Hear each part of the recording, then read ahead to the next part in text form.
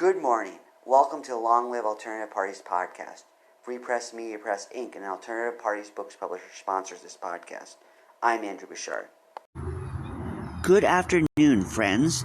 On this podcast, we talk a lot about the current situation with alternative parties. We interview a lot of people who are shaking things up with alternative parties. We interview a lot of current candidates. Also important is the history of alternative parties. So today I would like to discuss one aspect of the long history of alternative parties. We have interviewed the Prohibition Party on this podcast, and they have their claim to fame that they promote is they're America's oldest alternative party.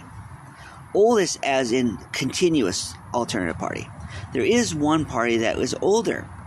I read about this recently on sites like Wikipedia, Encyclopedia Britannica, and this one site called VoteView.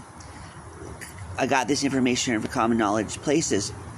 The oldest party is called the Anti-Masonic Party.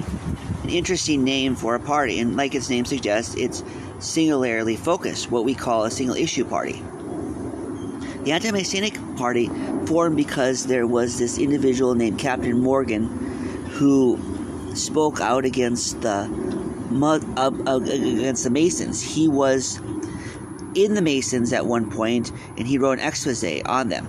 And then soon after he wrote the expose, he disappeared, and he later was found dead. So some people said that's not coincidence. The timing is not coincidence. It's not a random chance that he wrote an expose, and soon after he disappeared. So the people thought the Freemasons had a lot of power in society then, and they wanted to counteract that power. So they formed the Anti-Masonic Party. And reading it today, I realized this party was very successful. They had a number of people. They got to various offices, particularly the House of Representatives, and they had some famous people associated with them. They noted on these websites that Millard Fillmore, among others, was a famous Anti-Masonic Party. They noted that this party dissolved when it merged into the Whig Party. So, Anti-Masonic Party. What do you think about the Masons? Do you think they have power? Do you think they once had power in the past, but they don't anymore? Do you think they're still something we could go after? I don't see an Anti-Masonic Party forming today. I don't think people have that interest, yet it could. It's interesting to see how that began the long honored tradition we have of alternative parties. I believe that the year was 1826 it formed. So that's when parties were first starting to get going in our nation's history, and we honor them today. If you wanted to form an Anti-Masonic Party again, that would be awesome. I did look for individuals to interview on this topic who have a deep knowledge. I looked for the people in the articles, who wrote the articles, and one source I emailed a woman who was a scholar in this area. And she said that she wrote an article 40 years ago. 40 years ago, that's almost as old as I am.